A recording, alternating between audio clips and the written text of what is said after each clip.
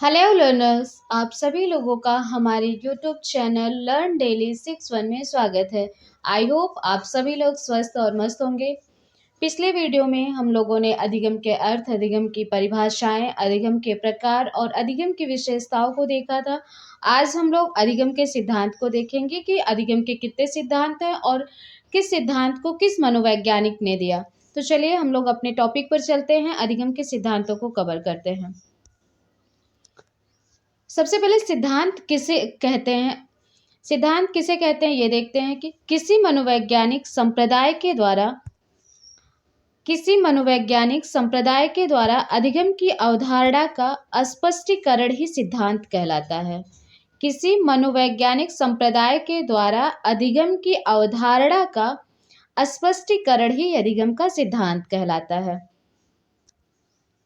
हिलगार्ड ये प्रसिद्ध मनोवैज्ञानिक हैं और इन्होंने अपनी पुस्तक थ्योरीज ऑफ लर्निंग में अधिगम के 10 से अधिक सिद्धांतों का वर्णन किया है। ये एग्जाम में पूछा जाता है कि थ्योरीज ऑफ लर्निंग किसकी बुक है या अधिगम के सिद्धांत किस बुक में दिए गए हैं और किसकी बुक है वो। तो हिलगार्ड की बुक है थ्योरीज ऑफ लर्निंग, जिसमें अधिगम के सिद्धांतों का वर्णन किया गया है। फिर अधिगम के सिद्धांतों का वर्गीकरण देखते हैं। पहला है समीपता का सिद्धांत। समीपता के सिद्धांत में निम्नलिखित सिद्धांत आते हैं। पहला है पावलोव का अनुकूलित प्रत्यावर्तन का सिद्धांत, फिर है वाटसन का अधिगम सिद्धांत, फिर है गुथरी का समीप्य अनुकूलन सिद्धांत। ये सब समीपता सिद्धांत के अंतर्गत आते हैं। फिर दूसरा है सबलीकरण का सिद्धांत। इसके अंतर्गत भी निम्नलिखित सिद्धांत आते हैं। पहला है हल एवं उनकी परंपरा का सिद्धांत, फिर यांत्रिक सबलीकरण का सिद्धांत। अब यांत्रिक सबलीकरण सिद्धांत के अंतर्गत भी निम्न सिद्धांत आते हैं। कौन कौन से हैं? पहला है थांडाइक का उत्तेजना अनुक्रिया अनुबंध सिद्धांत।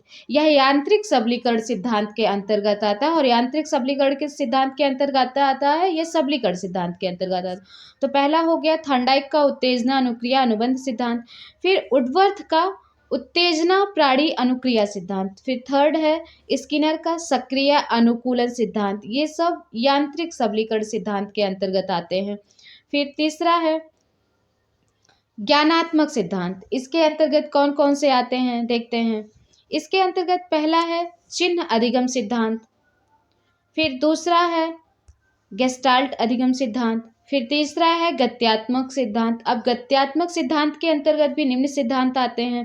पहला है बंडूरा का प्रतिरूपण सिद्धांत, फिर दूसरा है क्षेत्रवाद का सिद्धांत, फिर पियाजे का संज्ञानात्मक विकास का सिद्धांत है, उसके बाद नैतिक विकास का सिद्धांत हो गया, फिर है मनोविश्लेषणात्मक सिद्धांत। तो इसमें गत्यात्मक सिद्धांत के अंतर्गत हो गए बंडूरा का प्रतिरूपण सिद्धांत, क्षेत्रवाद का सिद्धांत, पियाजे का अधिगम का विकासात्मक सिद्धांत, नैतिक विकास का सिद्धांत और मनोविश्लेषणात्मक सिद्धांत। ये सब गत्यात्मक सिद्धांत के अंतर्गत आते हैं। फिर आगे हम लोग चलते हैं, एक सिद्धांत को देखते हैं, थांडाइक का प्रयास एवं त्रुटि का सिद्धांत, जो यांत्रिक सबलीकरण सिद्धांत के अंतर्गत आता है। थांडाइक का उद्दीपन अनुक्रिया अनुबंध सिद्धांत।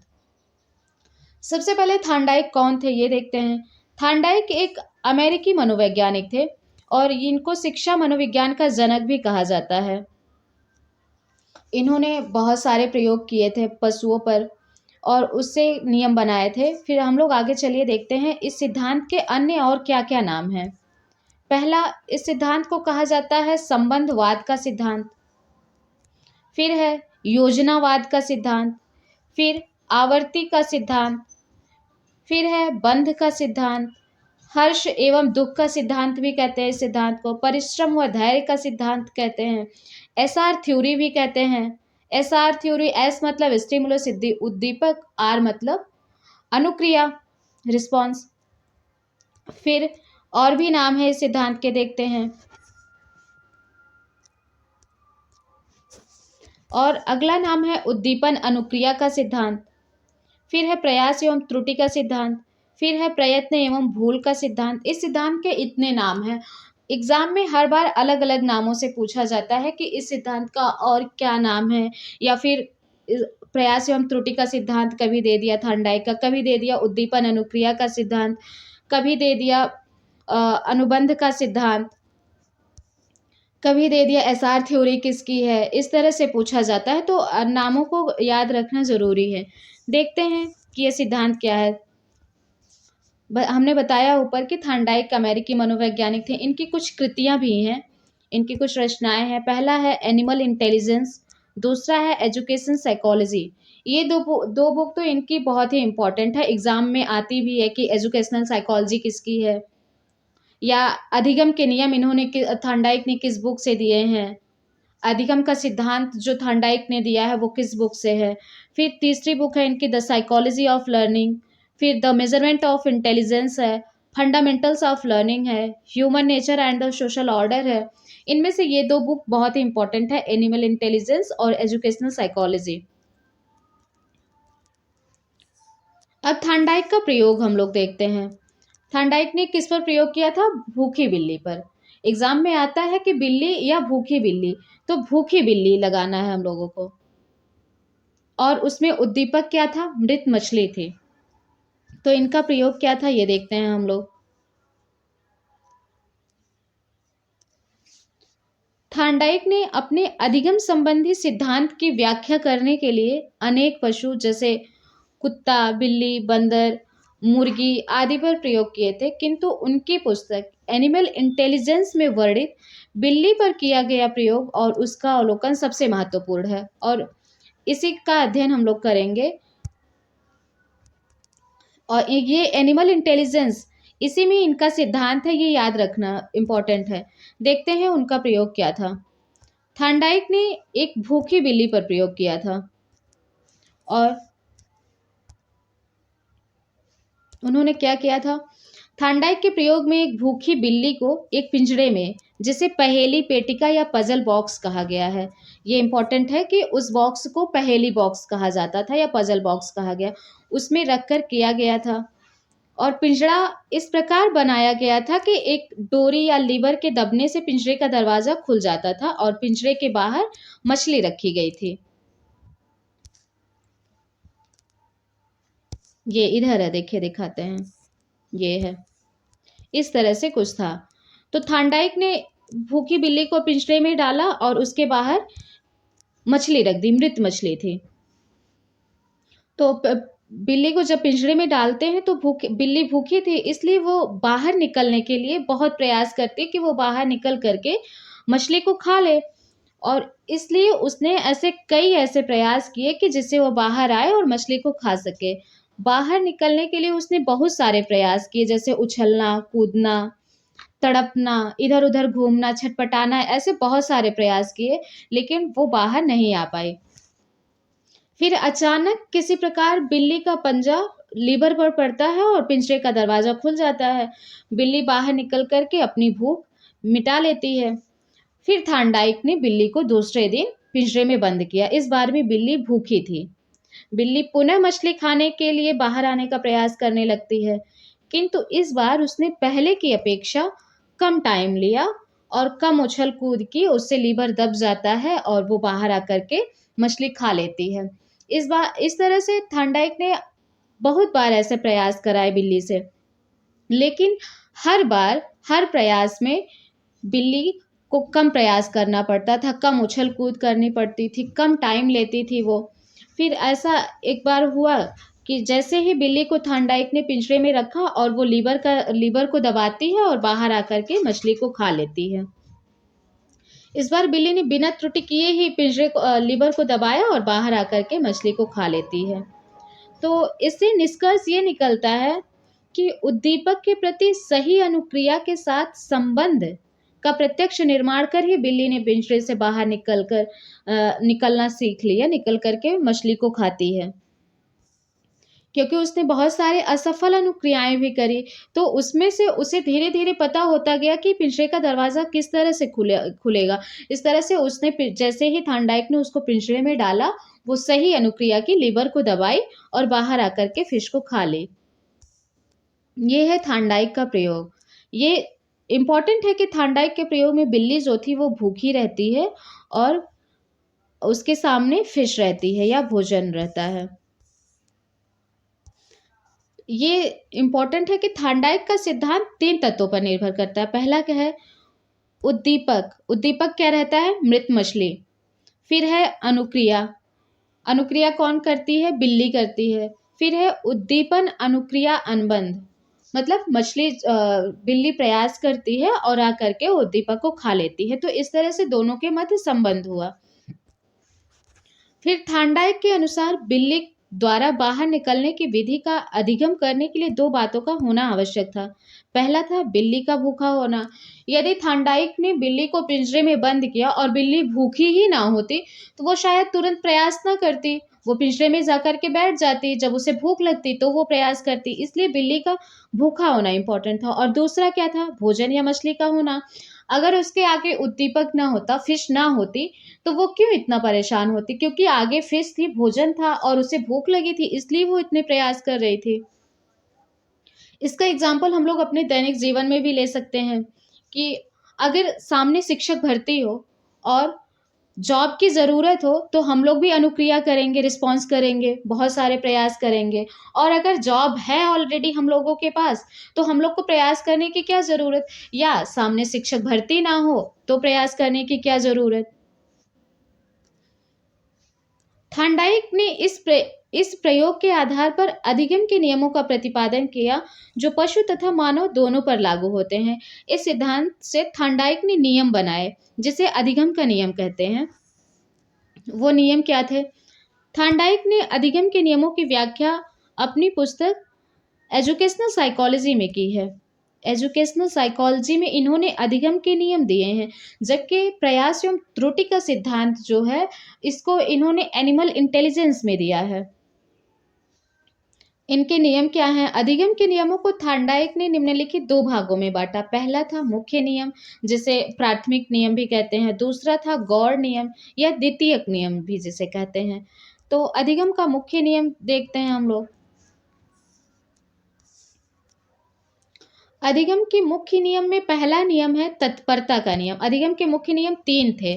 पहला है तत्परता का नियम, जिसे प्रेरणा या तैयारी या मानसिक तैयारी का नियम भी कह सकते हैं। दूसरा था अभ्यास का नियम। फिर तीसरा था प्रभाव का नियम। पूछा जाता है कि थार्नडाइक के अधिगम के मुख्य नियम कितने थे? तो वो 3 थे: तत्परता का नियम, अभ्यास का नियम, प्रभाव का नियम। फिर दूसरा था अधिगम के गौड़ नियम, ये 5 थे। पहला था बहु अनुक्रिया का नियम, दूसरा था मानसिक स्थिति या मनोवृत्ति का नियम, तीसरा था तत्वों की पूर्व समर्थता का नियम, चौथा था सादृश्यता द्वारा अनुक्रिया का नियम और पांचवा था साहचर्य परिवर्तन का नियम।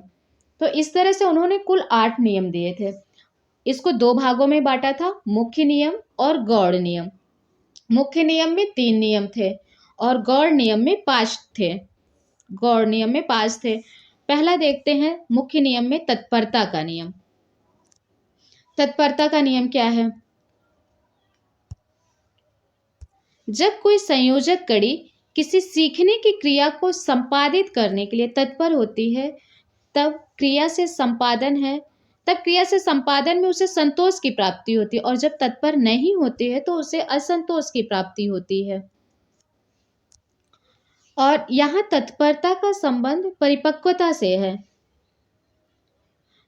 मतलब इसका अर्थ ये है कि यदि अधिगम करने वाला अधिगम के लिए तैयार है, तो उसे संतोष की प्राप्ति होगी, वह सीख लेगा उसी तरह से। और अगर वो तैयार नहीं है, तो उसे अधिगम नहीं कराया जा सकता है। इसका प्रयोग क्या है शिक्षा में? इसका प्रयोग शिक्षक इस तरह से कर सकते हैं बच्चों को तैयार करने के लिए कि नवीन पाठ पढ़ाने से पहले उनको पूर्व ज्ञान से संबंधित करें, जिससे प्रश्न पूछकर या नवीन विधियों के द्वारा बालक में रुचि जागृत करें, उन्हें तत्पर करें। और शिक्षक प्रायः आवश्यकता अनुसार बालक को पाठ पढ़कर भी आने के लिए कह सकते हैं कि अगला लेसन जो पढ़ाया जाएगा वो बालक घर से पढ़ कर के आए। इस तरह से वो उस लेसन के लिए तत्पर रहेगा, पढ़ने के लिए तत्पर रहेगा, उसकी मानसिक तैयारी हो जाएगी। और इससे अधिगम के लिए तत्परता ध्यान केंद्रित करने में भी सहायता देती है। बालक इस प्रकार किसी भी कार्य को शीघ्र ही सीख लेता है और उसे सीखने में संतोष प्राप्ति होती है। ये हो गया तत्परता का नियम कि हमें कोई चीज़ सीखने के लिए तत्पर होना पड़ता है। फिर है अभ्यास का नियम दूसरा। अभ्यास का नियम अभ्यास का नियम हमें यह बताता है कि एक परिस्थिति में सही अनुक्रिया को दृढ़ करने के लिए उस अनुक्रिया को बार-बार दोहराया जाए। ये है अभ्यास का नियम। और अभ्यास के नियम भी दो प्रकार के हैं। पहला है उपयोग का नियम, दूसरा है अनुपयोग का नियम। पहला उपयोग का नियम क्या है? उपयोग का नियम उसे कहते हैं कि जिस कार्य का अभ्यास बार-बार किया जाता है, उसे सरलतापूर्वक सीख लिया जाता है। जैसे कविता को याद करने के लिए बार-बार दोहराना पड़ता है, उसी प्रकार साइकिल चलाना सीखने के लिए बालकों को अनेक प्रयास करने पड़ते हैं। वह गिरता भी है, चोट भी लगती है, लेकिन अंत में वह बिना गिरे साइकिल चलाना सीख जाता है, क्योंकि ये सब उपयोग में है, इसलिए वो सीख जाता है बिना गलती किए। फिर है चित्रकारी करना, टाइपिंग करना, संगीत सीखना या कोई खेल खेलना ही, ये सब उपयोग के नियम पर आधारित है कि वो डेली उपयोग में रहते हैं। और दूसरा है अनुपयोग का नियम। अनुपयोग का नियम उपयोग के नियम के ठीक विपरीत होता है। यदि सीखे हुए कार्य का अभ्यास नहीं किया जाता है तो वह व्यक्ति को भूल जाता है। जिस तरह से यदि खिलाड़ी खेल के मैदान में बहुत दिनों तक नहीं जाता है, तो वह ठीक से नहीं खेल पाता। इसी तरह से यदि पढ़ने-लिखने में भी कहा जा सकता है कि जैसे गणित का नित्य अभ्यास नहीं करने पर वो भूल जाता है। इसलिए जिस कार्य को बहुत समय तक किया या दोहराया नहीं जाता है, वह याद नहीं रहता है। इसे ही अनुपयोग का नियम कहते हैं। इसलिए इसका शिक्षा में उपयोग ये है कि शिक्षकों को बालकों को विभिन्न विषयों में लगातार अभ्यास देते रहना चाहिए। अन्यथा पढ़ाया हुआ अभ्यास के अभाव में भूल जाएगा। जैसे टीचर्स ने कोई लेसन पढ़ाया और उस पे फिर प्रैक्टिस नहीं करवाई या बीच-बीच में उससे क्वेश्चन नहीं किया बच्चों से, तो वो अनुपयोग में नहीं रहेगा बच्चों के, इसलिए वो भूल जाएगा। इसलिए टीचर्स को प्रैक्टिस करवाते रहना चाहिए। फिर अगला नियम है प्रभाव का नियम। प्रभाव का नियम क्या है? इस नियम को संतोष का नियम भी कहा जाता है, क्योंकि इस कार्य को करने के उपरांत हमें संतोष या सुख मिलता है और उसे हम बार-बार करना चाहते हैं, और यदि असंतोष मिलेगा तो हम उसे दोबारा नहीं करना चाहते हैं। इसे संतोष या असंतोष का नियम भी कहते हैं। असंतोष का नियम भी कहते हैं। और शिक्षा में पुरस्कार एवं दंड देना इसी नियम पर आधारित है कि बच्चे जिस कार्य को करने से बालक को पुरस्कार मिलता है, उसे वह बार-बार करना चाहता है, और जिस कार्य को करने से उसे दंड मिलता है, उसे वह नहीं करना चाहता है, उसे वह नहीं सीखता है। इस तरह से इसका प्रयोग शिक्षा में करके बालक के लिए अधिगम की ऐसी परिस्थिति का निर्माण करें कि जिससे जिससे उसे सफलता प्राप्त हो सके और उसे संतोष व सुख की अनुभूति हो। बालक को जिस कार्य के लिए प्रशंसा मिलेगी, उसे वह जल्दी ही सीख जाता है। फिर देखते हैं हम लोग गौड़ नियम। अधिगम के गौड़ नियम कौन-कौन से थे? अधिगम के गौड़ नियम में 5 नियम थे। पहला था बहुअनुक्रिया का नियम। बहुअनुक्रिया का नियम, इसमें त्रुटियों में सुधार करने के लिए यह नियम आवश्यक है, अर्थात इस नियम का उपयोग समस्या समाधान में किया जाता है। बहुअनुक्रिया मतलब किसी क्रिया को करना है तो हम उसके लिए बहुत सारे प्रयास करते हैं, उसमें से कुछ निरर्थक भी होते हैं और कुछ तब जाकर के कोई सार्थक क्रिया होती है, तब हमें लक्ष्य की प्राप्ति होती है। तो इस तरह से त्रुटियों को सुधार करने के लिए है। फिर है मानसिक स्थिति का नियम। इस प्रकार के नियम में अनुकूल मनोवृत्ति के लिए तत्पर होना आवश्यक है, अर्थात इस नियम में तत्परता का नियम आवश्यक है। इस नियम में तत्परता का नियम समाहित है कि कोई पाठ पढ़ने से पूर्व हमें तत्पर रहना पड़ता है, तो उसमें बालक में रुचि, इच्छा जागृत करनी पड़ती है। उसी तरह से है अनुकूल मनोवृत्ति से तत्परता आती है। अनुकूल मनोवृत्ति का नियम, यदि अधिगम क्रिया के प्रति उपेक्षित मनोवृत्ति या मानसिक स्थिति का अभाव रहेगा तो अधिगम नहीं कर सकता। यदि बालक अधिगम के लिए तैयार ही नहीं है, आप कितनी भी अच्छी शिक्षण विधि का उपयोग कर लें, शिक्षण विधि कितनी ही प्रभावशाली क्यों ना हो, लेकिन बालक को नहीं सिखाया जा सकता है। इसलिए शिक्षण क्रिया से पूर्व बालक को मानसिक रूप से पहले तैयार किया जाना चाहिए। फिर तीसरा है आंशिक क्रिया का नियम। इसे तत्वों की पूर्व समर्थता का नियम भी कहते हैं। आंशिक क्रिया का नियम, विश्लेषणात्मक और अंतर्दृष्टि पर आधारित होता है। इस नियम को चयनकारी अनुक्रिया का नियम भी कहते हैं।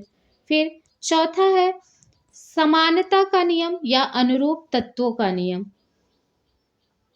इसे सादृश्यता द्वारा अनुक्रिया का नियम भी कहते हैं। यह नियम अधिगम स्थानांतरण पर आधारित है क्योंकि यह पूर्व ज्ञान को नवीन ज्ञान से जोड़ने की वकालत करता है और इस नियम को आत्मीकरण का नियम भी कहते हैं।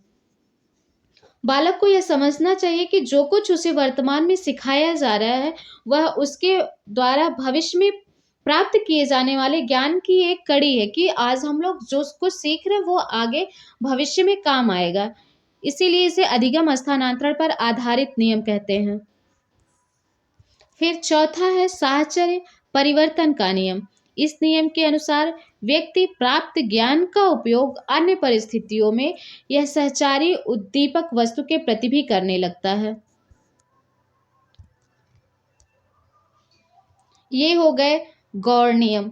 अब हम लोग इस नियम का शिक्षा में उपयोग क्या है ये देखते हैं। थॉर्नडाइक के प्रयास एवं त्रुटि का शिक्षा में क्या उपयोग है ये देखते हैं। इसके द्वारा इसमें अभ्यास द्वारा सीखने पर बल दिया जाता है और दूसरा है अभ्यास द्वारा व्यक्ति को किसी भी कार्य में निपुण बनाया जा सकता है। यह प्रयोग गणित तथा विज्ञान ग्रामर जैसे विषयों के लिए अधिक उपयोगी है जिसमें अभ्यास जरूरी होता है। फिर त्रुटियों का निराकरण इससे होता है कि हम कई प्रयास करते हैं और त्रुटियों से सीखते जाते हैं तो इस तरह से हमारी त्रुटियां दूर हो जाती है। फिर यह विधि मंद बुद्धि बालकों के लिए विशेष रूप से उपयोगी क्योंकि अभ्यास करने से वो जो है त्रुटियां दूर होती जाएंगी। फिर इस सिद्धांत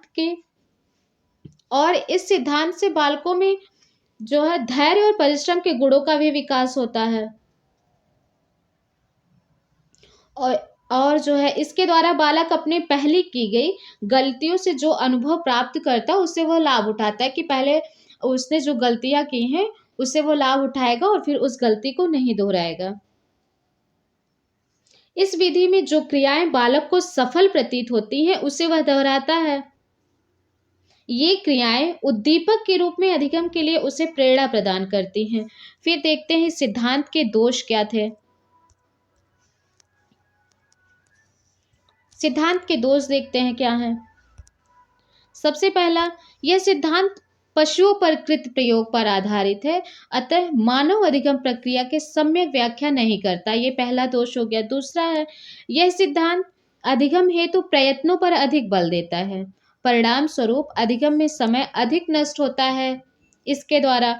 फिर तीसरा है इस सिद्धांत के अनुसार अधिगमकर्ता प्रयत्न एवं त्रुटि द्वारा ही अधिगम करते हैं जबकि मनोवैज्ञानिकों ने सिद्ध किया कि सूझ से भी अधिगम होता है, केवल प्रयास एवं त्रुटि से ही अधिगम नहीं होता है।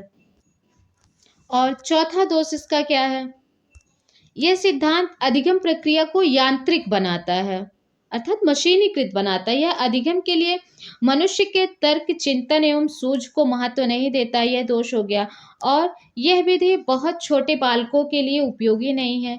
तो इस तरह से हम लोगों ने थॉर्नडाइक के सिद्धांत को कवर किया कि उन्होंने किस पर प्रयोग किया, किस तरह से प्रयोग किया और फिर उन्होंने क्या नियम दिए, अधिगम के मुख्य नियम, गौड़ नियम, सबको हम लोगों ने कवर किया।